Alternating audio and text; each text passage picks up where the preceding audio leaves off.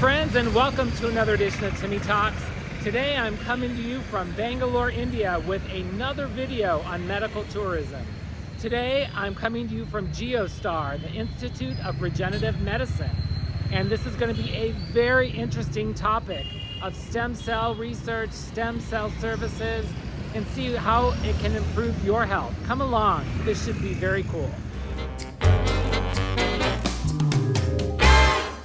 So late last year, I was contacted by Dr. Angadi and Dr. Praveen to come see the Giostar Institute of Regenerative Therapy. Good morning. Today, I'll be meeting with Dr. Angadi, the Director of Services here in Bangalore, and we'll be having an in-depth discussion about Giostar and about stem cells and services that they offer. So nice to meet you. Same here. I'm very looking forward to Please take a seat. having a discussion with you. Excellent. I've had a lot of interest in what you do here, so I think people will really be interested to hear about what's happening. That's So, good to know. Yeah, absolutely. There's a lot of information out there when it comes to generally medical tourism. But there are certain things when you look at it from a pure patient perspective, not only in terms of value for money, but it's also the quality. But mainly from my side, I think it's the access.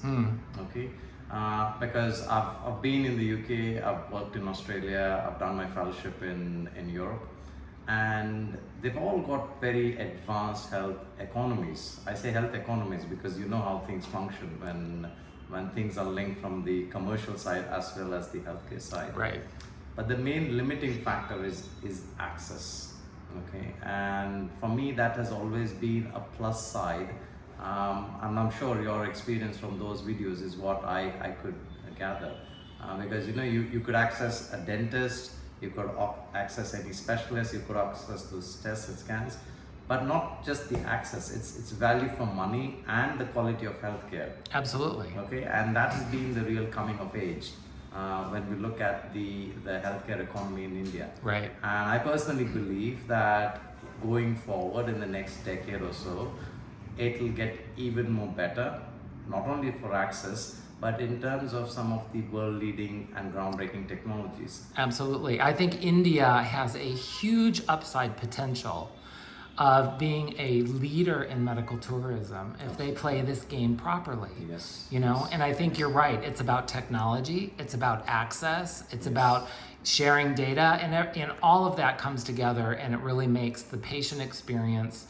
you know, needed in order to grow that medical tourism business. So as you are well aware, in the United States, it's very difficult to go from one provider to another on your own. That's just unheard of. I could never go into a lab and get my services done, talk to a doctor the day after and get, you know, any feedback that's required. It's just not something that happens. Yes. And the cost is just astronomical for people in the United States especially, and around the world. I can't tell you how many people have written me on that video. Yes. Like, I almost lost my house. My family went bankrupt. Yes. We couldn't afford to do anything anymore because we had a medical bill. And that is a reality. Absolutely. So again, I think India has a huge upside potential to address the world issue, because I believe it's a world issue. Absolutely. You know? You're spot on that. And I think that's where fundamentally for me it was important to connect to you, because I thought we could, through you and your channel, and because of what fan base you've got on YouTube and other social media channels, we could spread this message out that it's not only just the cost effectiveness of these treatments, which you know fairly well established, but it's also the access. Right. And in real terms, it's the democratization of healthcare. Right. Because if you feel that you need a second opinion, right? Or if you feel that you need to get maybe an input from a second or a third provider for complex medical conditions, it's not easily done in most of the advanced health economies. Right. Barring a few. But it's still very relevant, it's still very easy to do in a place like India. Right. Okay, so I feel that is where for me it was easy, just to connect to you. And again, I really welcome your feedback, and I'm very happy that you could make it here and to take time and Of spread course. this message. Thank you. I appreciate you taking the time to explain. I've got a slew of questions for you. Please, So. far away. Today I have Dr. Angadi with me, who is the director of the Giostar Institute of Regenerative Medicine here in Bangalore, India. And I want to welcome you to our channel. Thank you, Jimmy. Thank you. Actually, why don't you tell me a little bit about yourself and how it is that you came to Giostar? Okay, so I'm an orthopedic surgeon by training, and I'm fellowship trained. And I started my orthopedic career in the UK. So I did my undergraduation in India, and then I moved to the UK. And as a part of the National Health Service there, I did various roles as a medical professional.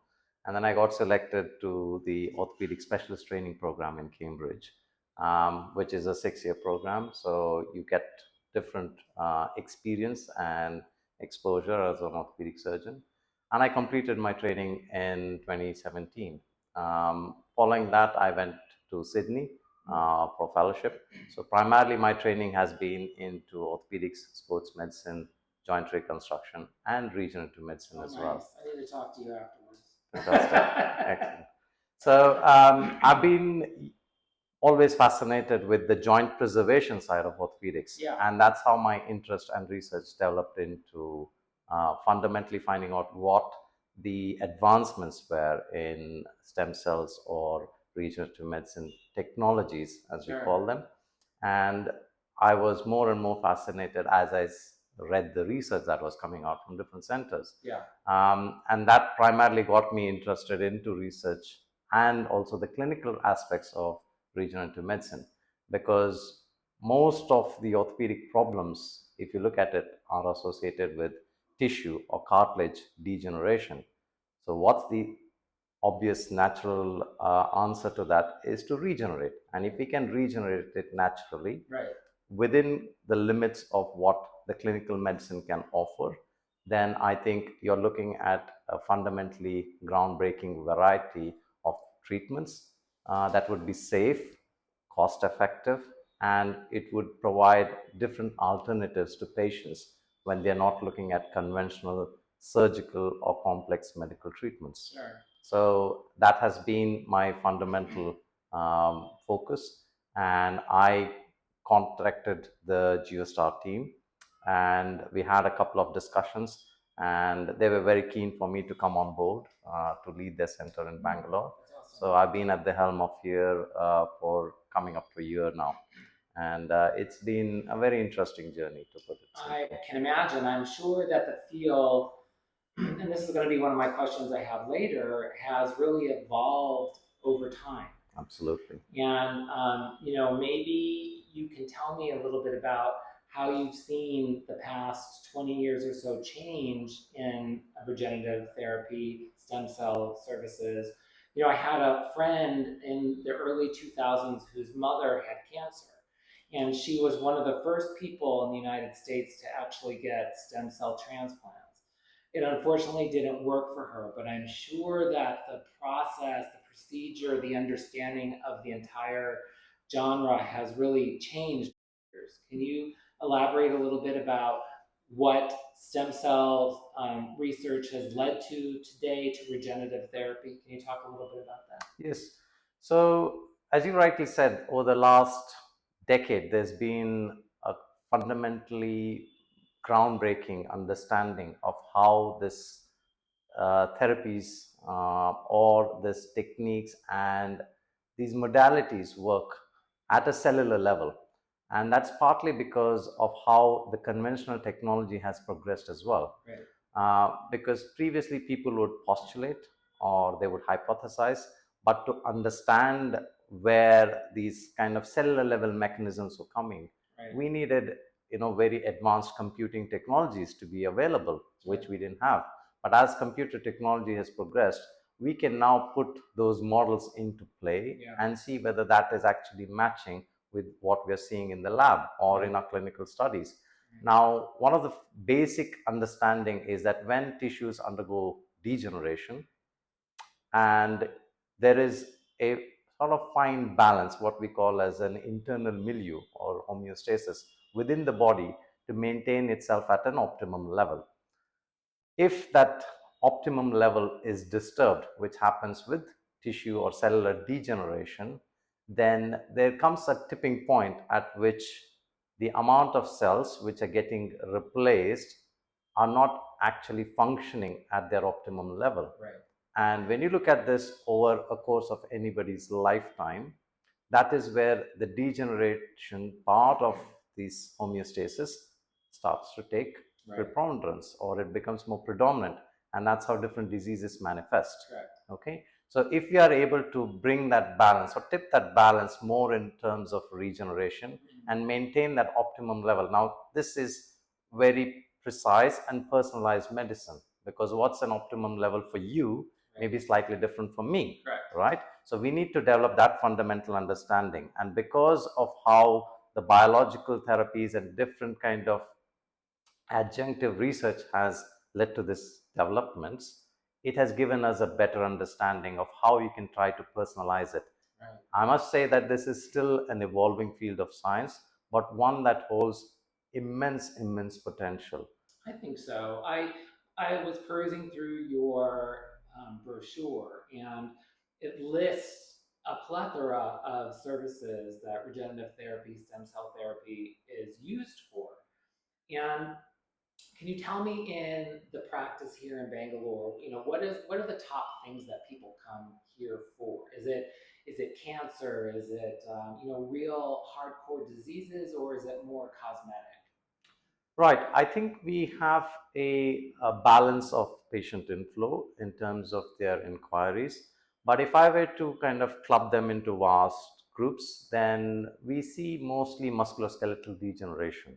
The ones like, cartilage problems, arthritis, tendon degeneration. And they don't come to us saying that they've got cartilage problem. They come to me because they've got pain. Pain. Yes. Right. So pain, and our understanding of pain has evolved as well. And Sure. that's where I was making a point earlier to you, that how cellular therapies work has come not just because of research into cellular therapies, it's because of all this adjunctive research. Right. How pain develops, how pain behaves in different individuals, what those mechanisms are, what those chemicals are that kind of modulate the pain, and how these cells can have a role in down regulating that pain mechanisms. Sure. So that's the primary group, I would say, musculoskeletal degeneration. We also get patients with some endocrine problems. And the last group, obviously, as you referred, is in terms of the oncological conditions, especially the solid malignancies or the tumors. Because one of the therapies that we offer here is something called as cellular immunotherapy, which is based on the dendritic cells and natural killer cells. And these are the type of cells which are again very pivotal in maintaining that fine balance of how the cells divide within ourselves. Right. Now, the cells are dividing in you and me as we sit and speak here, but it's only when that balance is lost, they go out of control.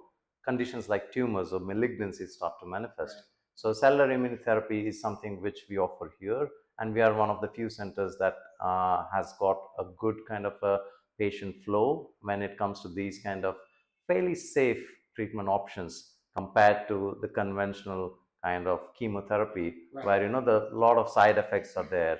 So we do counsel patients regarding this, and we try and make it as a part of a comprehensive treatment plan so that they get the best outcome. Right. And I imagine that as it's a non-surgical approach to healing, that it can be used in conjunction with traditional medicine like chemotherapy. Absolutely. And do you coordinate, like, with someone's primary care doctor as you do services here? Do you do all that on your end here? Yes. So what typically happens is we try and keep a link to the primary referring physician or the surgeon. I'll give you a simple example in terms of an oncological patient. Typically, the oncological patients or the cancer patients are in the Indian context. They would have been treated in multiple centers partly because of the access, but also in terms of what their treatment objectives are. So they may have chemotherapy from one treating team and then radiotherapy from some other team, or sometimes they may have all of this along with surgery in some kind of a tertiary care center. But then they start looking for options, because tumor or cancer care is never a one-stop thing. It's got to be a sequence of well-planned events. Sure. So we try and conduct what's called as a MDT, or a multidisciplinary team, and we try and make cellular immunotherapy as a part of that. So a lot of planning is involved in how we deliver this kind of cellular therapies to those patients, because a lot of these patients also are very vulnerable when it comes to infections, because their immunity is down when they've been through all these other treatments. So a lot of discussion, treatment planning, and coordination happens. And thanks to virtual meetings like Zoom and Google, we're able to connect with their primary treating physicians or surgeons or oncologists in different parts of the country. Right. And we try and make it as a part of a structured treatment plan for them. So the whole objective is that, yes, this is available and this is fairly safe. And because it doesn't have any kind of major side effects or complications for these patients, it's kind of a low hanging fruit, right, so to speak, right, for them to, onboard it as a part of this. Sure. Multidisciplinary treatment. Sure. Okay, so is there a particular disease or issue that you have found that has the most success rate with regenerative therapy? I think in general, where we know those conditions involve a predominance of degeneration, is where cellular therapies have a very good outcome. And personally, for me, being from an orthopedic and a sports medicine background, it has been those patients who are actively seeking a non-operative treatment for their degenerative conditions, be it like arthritis or joint pains, and where there is a cartilage issue. This has been quite good, because you can reassure them that it doesn't involve any major surgery, and you can give them that kind of a safety option as well, because these are very well studied and published in the current literature. Very good. It's interesting that it's effective on degenerative processes. So what comes to mind is someone asked me if stem cell therapy or the like can be used as a sort of assist to a facelift, because it is a degenerative process where your connective tissue is failing and your skin is sagging. So I don't know. Is that something that's possible with this therapy? In general, what I would say is, when you're looking at stem cells, they're basically like the master cells in your body. Okay, and a vast majority of them have been labeled as pluripotent. That means they've got the ability to become the type of cell that we desire them to become, provided we give them the right conditions.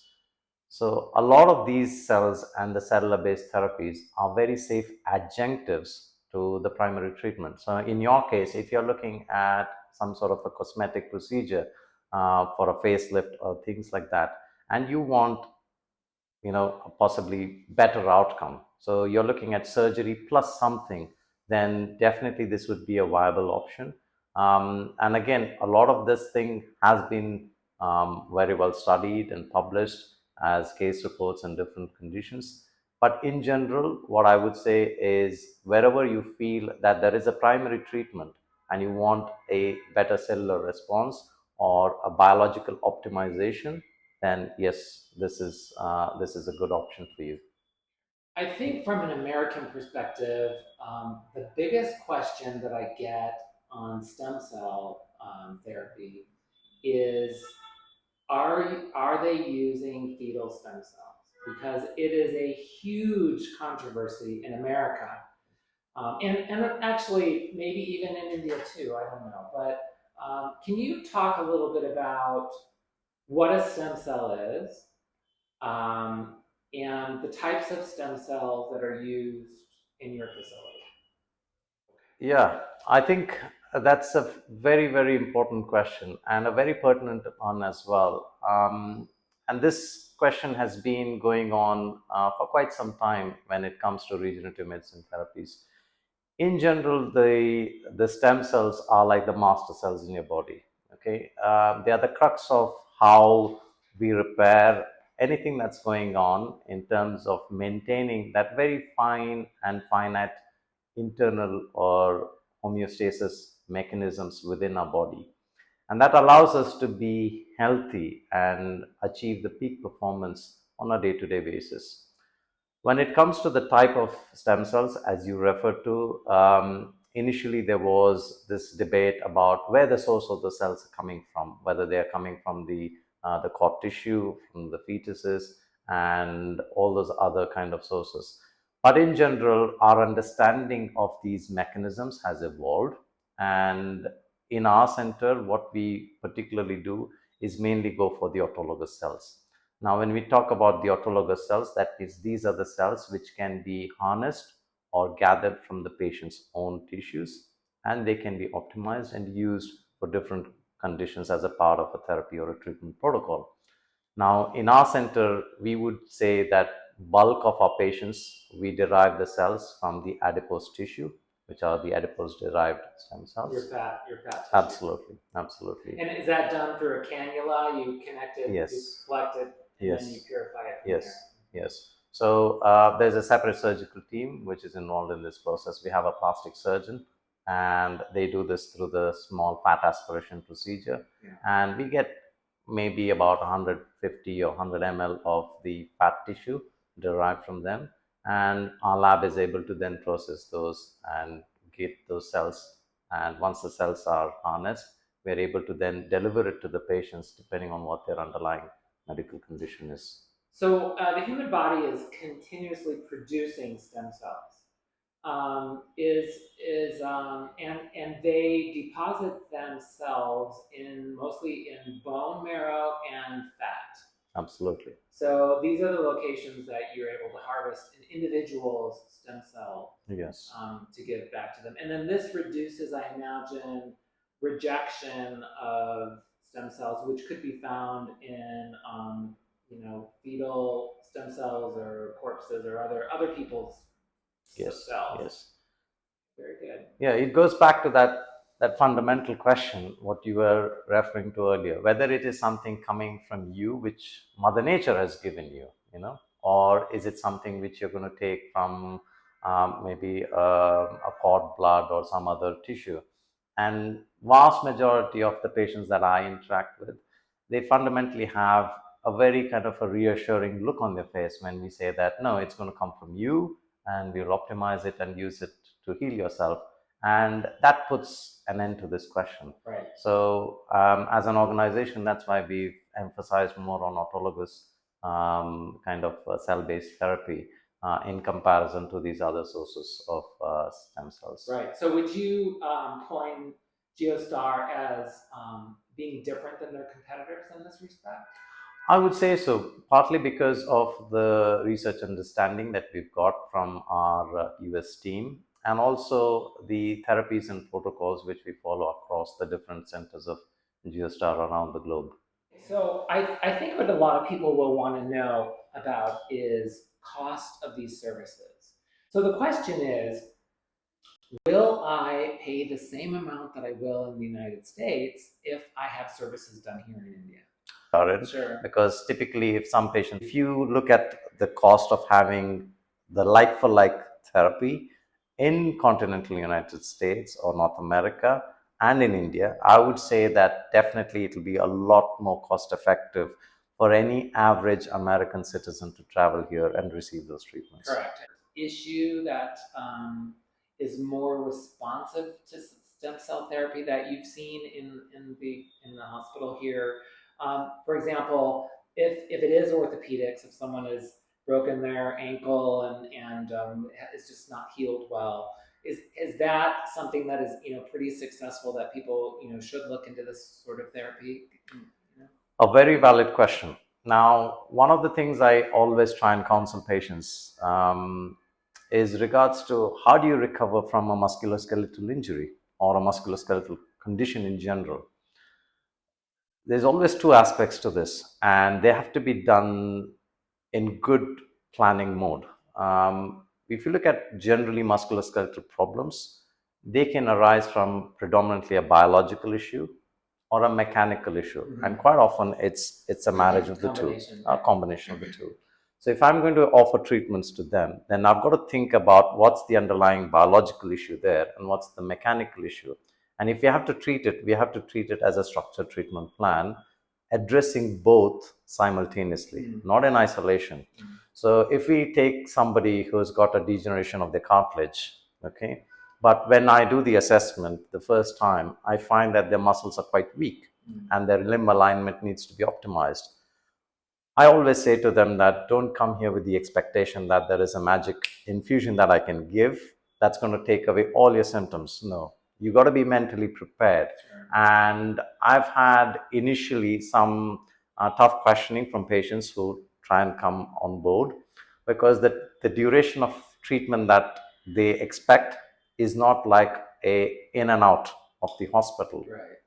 I always encourage patients to come in, have the infusion, but along with that, go through some structured rehabilitation and physiotherapy, which is very specific for their particular condition. Sure. And this maximizes the outcomes. Right. Now, on occasions, patients have agreed to this, and a vast majority of them, over the course of the months following the treatment, have retrospectively gone back and thought about why I said what I said, you know, and they go like, hey doc, my muscle control is a bit better now, I feel a lot more confident walking my dogs, I'm no longer restricted to my home, and all these kind of, you know, feedbacks that you receive. Right. So for orthopedic conditions, it's always addressing the biology but also the mechanics, including physiotherapy, maybe braces and various other things. Yeah. And we try and bring that on board here as a one-stop shop, taking a holistic approach of the body.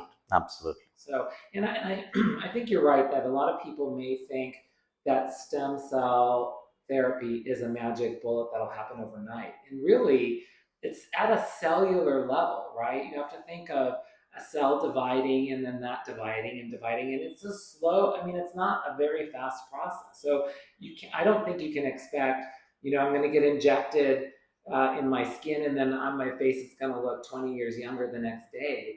You know, as much as we all would like that, that's really not going to happen. So, but it, you know, how long would you say that it generally takes for people to maybe start to notice themselves a difference in their ankle or, you know, wherever they're putting the stem cells? Right. So the response time for these kind of cellular-based therapies depends on what's the underlying medical condition that we're trying to treat. If you're looking at just a degenerate knee or an ankle or a hip or any other musculoskeletal problem, quite often there are certain early outcomes that patients are quite happy to notice, and then there are these kind of medium to long-term outcomes. And it goes back to this point of pain, because when they approach us for pain, not saying that doc, my cartilage has worn out 80% or 90%, right? Or I've got this kind of chondral or cartilage lesion on my MRI scan. Right. They have certain specific symptoms. So we try and manage those symptoms. So when we look at the response time, so if somebody has got, let's say, a stem cell infusion, but along with that, their muscles were quite weak, they go through a few sessions of physiotherapy, and their muscle coordination, the control starts to improve. They notice the effect fairly within a few days' time. Sure. Okay. But if somebody's got an underlying medical problem which is built in for quite some time, that means it's a chronic problem. So for us to address those chronic underlying issues also takes time. It doesn't mean that the cells are not working in the background. Okay. So a common analogy I give to patients is like, if you're going to look at cell therapies, look at it like you're bringing your child home for the first time. Okay, you've got to clear the home, make it dust free and all those things, and you give it the right environment at home. You got to look after the child in terms of its nutrition. Try and keep it as healthy as possible. What you know for sure is Mother Nature is going to take care of the child, right? The child is going to grow. The same thing happens in terms of cell therapies as well. So if you prepare the body, and if you're in the right frame of mind, because a lot of patients that we deal with, have some underlying stress issues as well. And chronic pain and stress has very well documented evidence that unless you address them, they're never going to be pain free and get a good outcome. So we try and address those on again a case by case basis as well, where we find that there are underlying plus issues. It's not just the joint cartilage that I'm seeing on the MRI scan. If we find that there is some underlying stress issues, we try and arrange counseling for those patients so that we try and maximize all the factors that are possible for us to correct so that they get the best outcome. Sure. Does stem cell stem cell therapy, does that apply also to bones? Like, Yes. I'm thinking like someone who may have like osteoporosis of their scoliosis of their back, just bone degeneration in general. Yes. So fundamentally, wherever there is tissue degeneration or cellular level degeneration that is happening, in theory, cellular based therapies work very well because, as I said, they are able to tip that balance to that kind of homeostasis level and allow the body to perform at its peak level. But on a case by case basis, individual medical conditions, their comorbidities also have to be addressed and optimized. Yeah, again, looking at the entire patient's Absolutely. like physical being. So very good. Is there anything that you would like to share with viewers around the world to know about Giostar and stem cell therapy, regenerative therapies? I mean, I think it's such a fascinating field, and a lot of people, especially in America, maybe aren't as familiar with this sort of service. So is there something that you would just really like to tell the viewers about what you offer here? So we offer a whole host of regenerative therapies at Giostar Bangalore. And the one message, if I could, through you, Timmy, send out is that this is a viable option. It's a relatively safe option for patients across the globe because we live in an era where information is available on your fingertips. And I would say that seek information, seek help. Okay. And if you feel that this is something which you would prefer to have as an access, then we are here to deliver that to you. Okay. It's as simple as that. Because I personally feel when it comes to treatment options for different medical conditions, that patients need to be given that choice. And as a healthcare professional, it's my responsibility to counsel patients for all the available treatment options. Because when it comes to certain treatment options and technologies or modalities, there isn't a scientific rationale to say that some are superior to the other. Okay. And when it comes to those gray zones, or maybe for complex medical conditions, I always encourage patients to be actively participating in their treatment because time and again we've seen that, and it's very well published in the scientific literature as well, that when the patient participation is there, even if it's the same treatment, like for like, the outcomes are far superior. Okay. And that is the message that I want to send out, that seek help, find out if this is relevant for you, and if it is relevant, then to reach out to us and we'll try and ensure that we can deliver the best outcome for you.